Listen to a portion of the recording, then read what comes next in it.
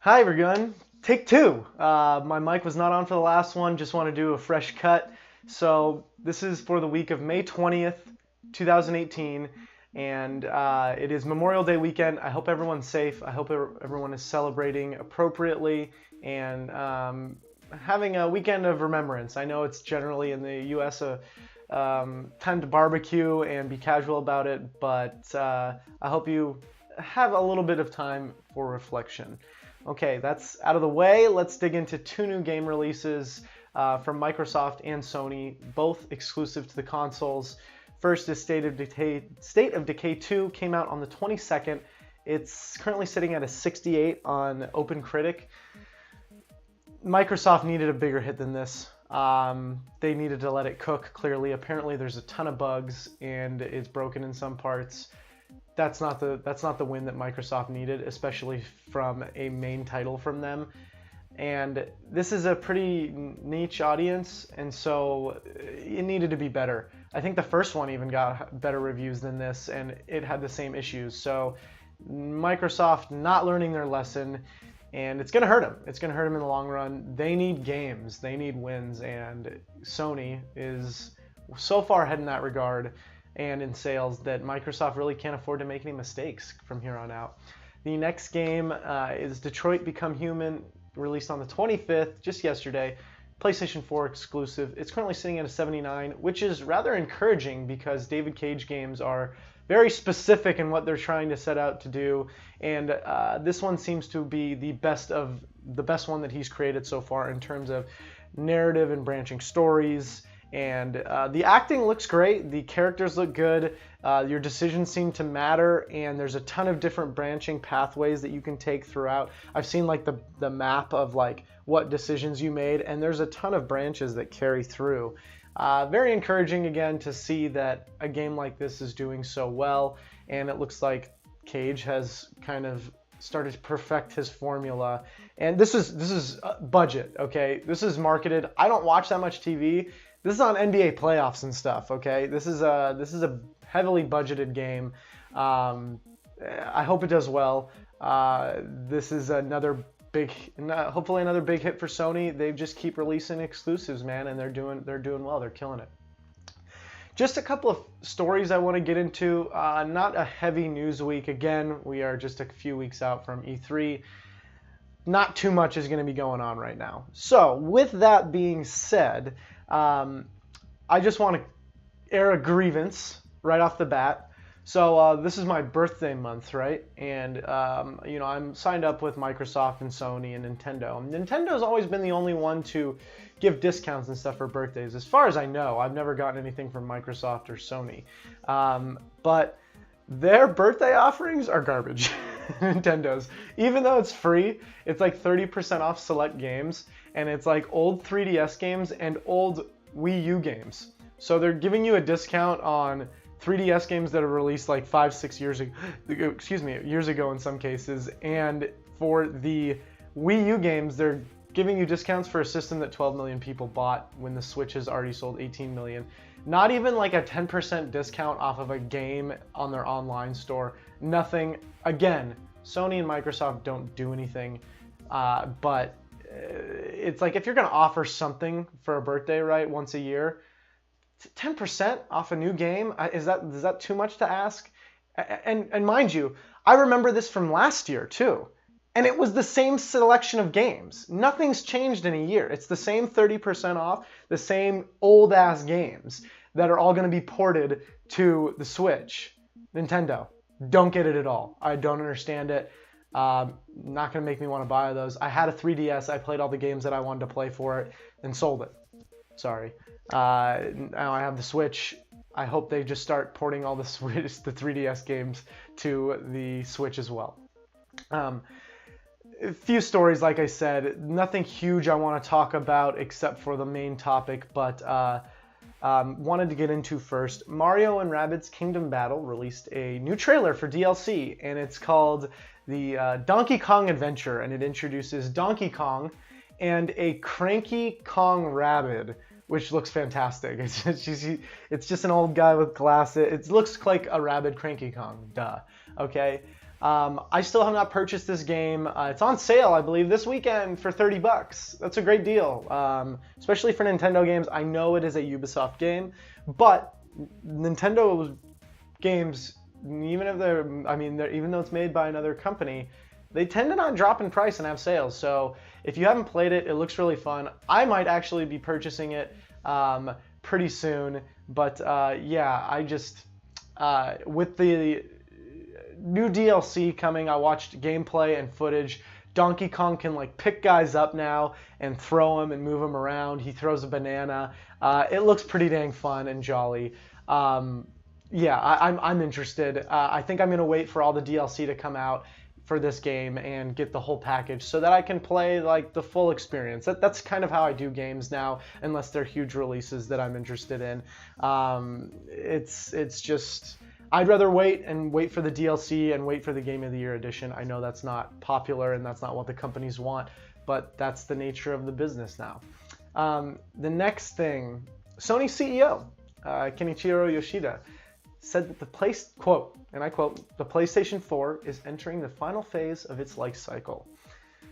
Yeah, I agree with that. He also elaborated that will be supported through 2021. We're 5 years in. 5 years in, released in 2013. The only interesting thing about that, right, that I want to discuss and elaborate a little bit further is, yes, it is really reaching its life cycle, but really though, there's an iteration, right?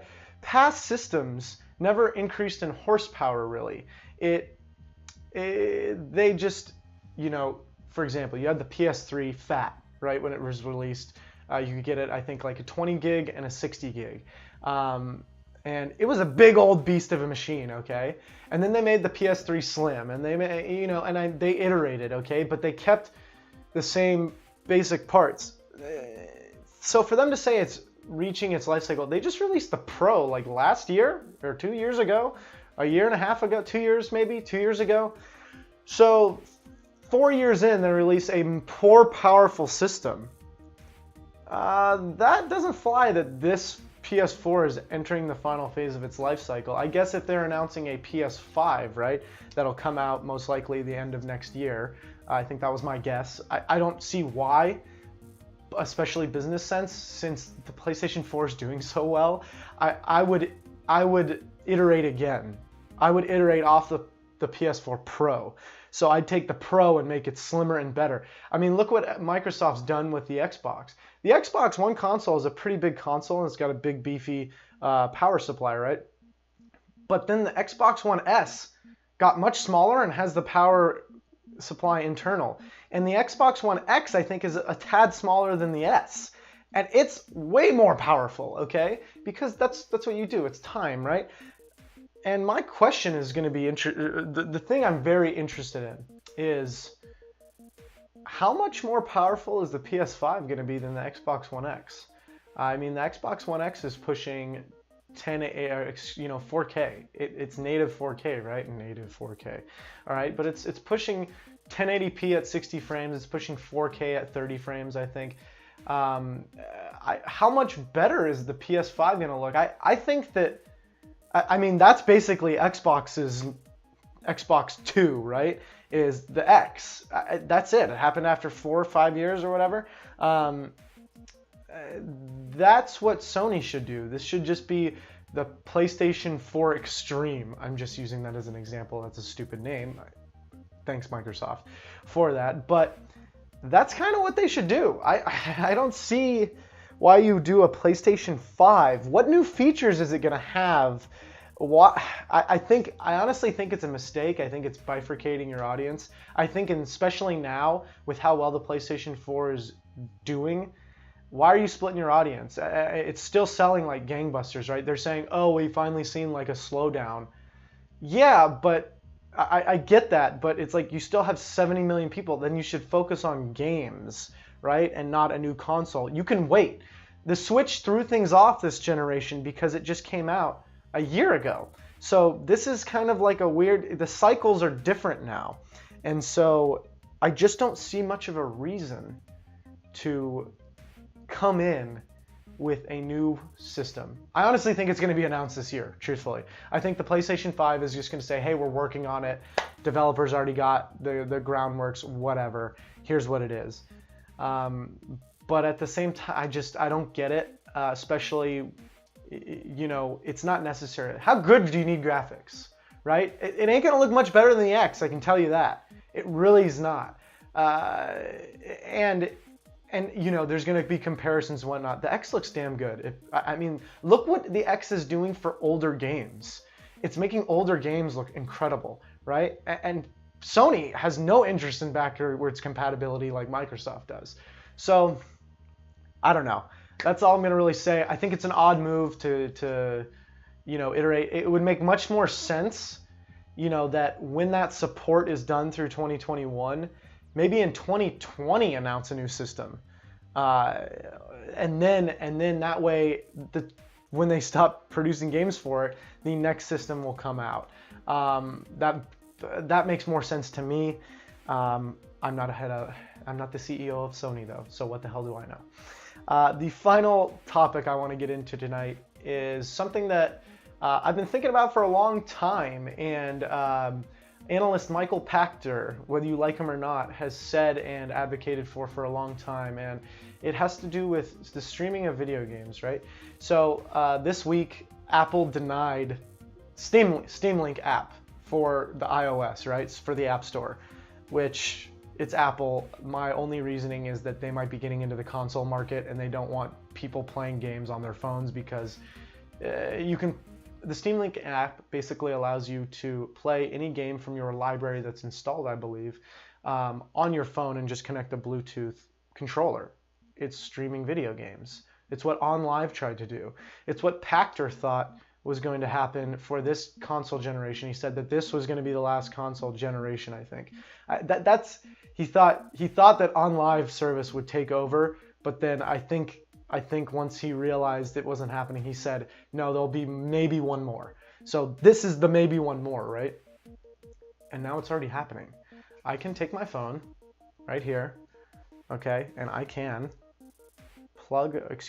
connect the Xbox controller or the PS4 controller or I think the Nintendo controller too, to my phone, okay, any Bluetooth compatible, and play a game off my Steam library off my phone. I mean, Fortnite is now playable on your phone.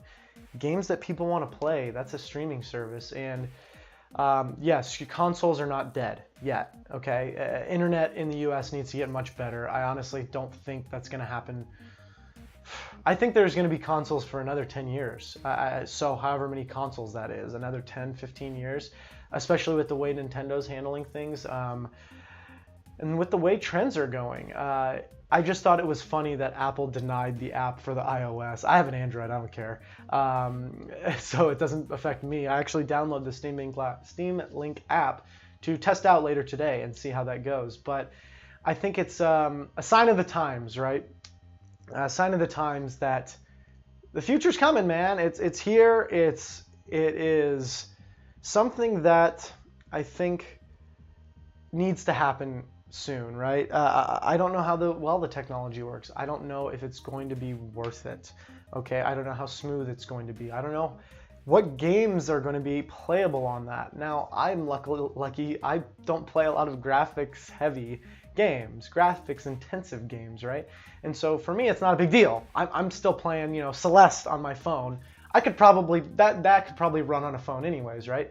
But just the idea and the thought that you can now stream these games on your phone is incredible.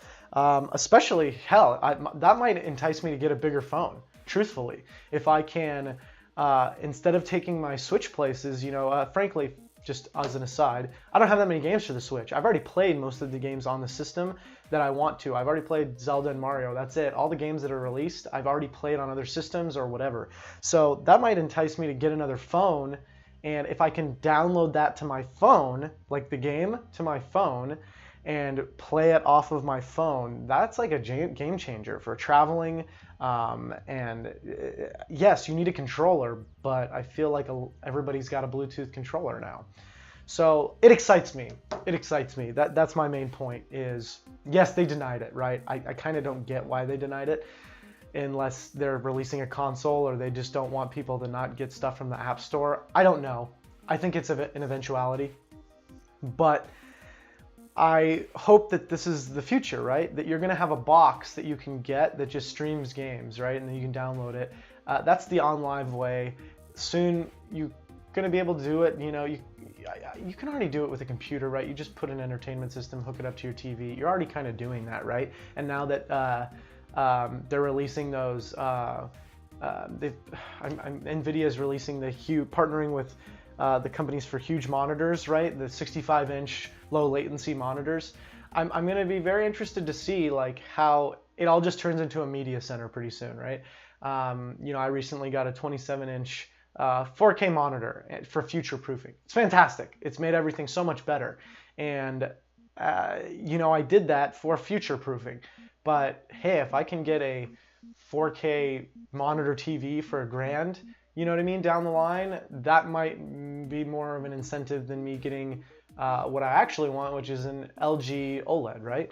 So because of that low latency, maybe I'll just be able to download the app, you know, on a phone or do it that way. It's just going to be streaming. I mean, Pactor isn't wrong. He's just wrong by like a decade, you know. Yeah, that's basically it for today. I think it's very interesting where consoles are going, the iteration. I think there's definitely links between the Steamlink app and like Sony releasing the next console. It very well could be the last console cycle, right? If they last 10 years. This is what's interesting to me too. 2013, right? And the PS3 was supported for how long? 10 years, and this is only going to be supported for 8, which is interesting because of how well the system is doing comparatively. So I'm going to be very interested how long the PS5 lasts, or if they're just going to iterate again and release a PS5 Pro 4 years after. And will that be it? Will our internet be good enough? Will our technology be good enough? Will something else happen? I don't know. Consoles are thriving right now. Okay, they're great boxes. They do multiple things, and they're all-in-one units. But the Xbox One X and the PlayStation 4 Pro, just say, those systems are going to be good for a long time. That's kind of the thing I don't get. Is I'm same with Microsoft. It's like the way they're going about it. Why do you need to buy a new system? Really, Microsoft especially, it's just turning it into computer, and Sony similar. So why do you need a new system? Why do we need a PS5 for the exclusives? Yeah, but I feel like they should be on the PS4 as well. Anyways, that's going to do it.